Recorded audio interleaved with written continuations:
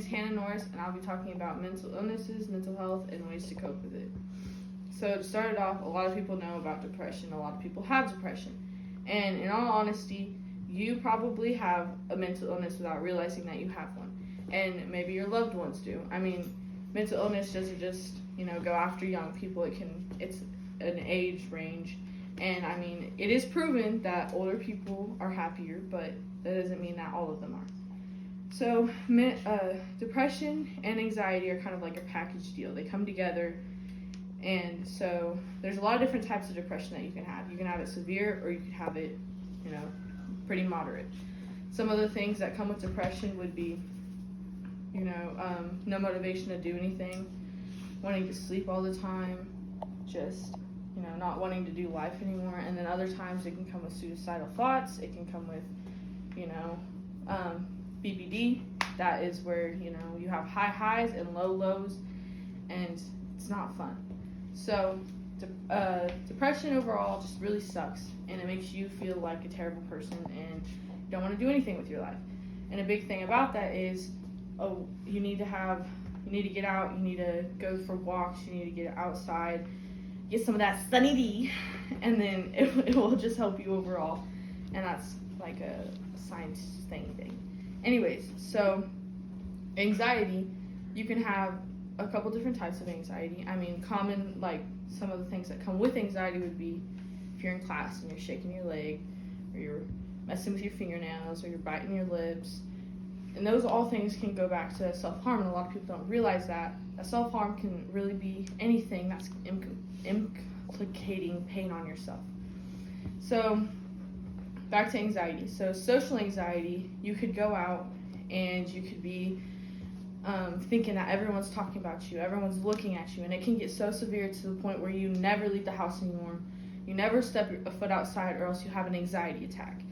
Now, I feel like a lot of people can have social anxiety at points, and hopefully not a lot of people have social anxiety to the extent where they don't leave. Now, self-harm. It can range from a million things. Like I said, biting your lips too much, making them bleed. Messing with your fingernails, making them bleed. It can be hair pulling. It could be cutting yourself. It could be burning yourself with cigarettes or a lighter. It could be, some people break their own bones because of how mad they are. So it can really just range from all over the place. They can punch you. Some people punch their teeth out, and I mean, I know someone that just did that, and obviously they're getting the help that they need to get. So moving forward, you can also have, when you look in the mirror and you think to yourself, I hate myself, I hate the way I look, I hate this, I hate that. So you could be the skinniest girl on the planet, you could be the most fit, and you could still have, body dysmorphia. You could have, probably the most common eating disorders would be bulimia and anorexia. Now I've been around bulimia and anorexia for a lot of my life because my sister has it, and it doesn't just go away. It can get really severe, and it could just be life. So that's something that will follow you for the rest of your life, and you'll be working on it. Same as depression and all of that. Like, you can't just get over it one day. So some coping skills. If you like to read, go out and read. I have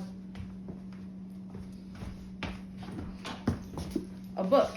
I love reading, and it can take you kind of out of this world and put you in a new one. And then another thing that can help is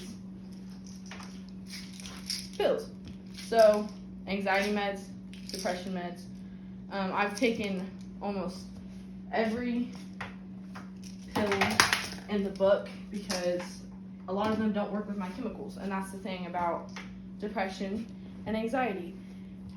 It will only really, as long as your chemicals are working with the medicine, it'll work. But if your chemicals don't mix with it, nothing will change, or it can make it worse. So the main thing is, you cannot let your mental illness take over your life. You need to get out there. You need to take control of it, because the second that you let it take over, you probably aren't going to get your life back. You're going to be depressed. You're going to be upset. You're going to want to kill yourself. It's going to be over and over and over. And you really have to just let that go, and you need to work on yourself talk to a therapist, talk to a friend, and get some help. Thank you for listening to my speech. Do you guys have any questions? No. Okay, thank you.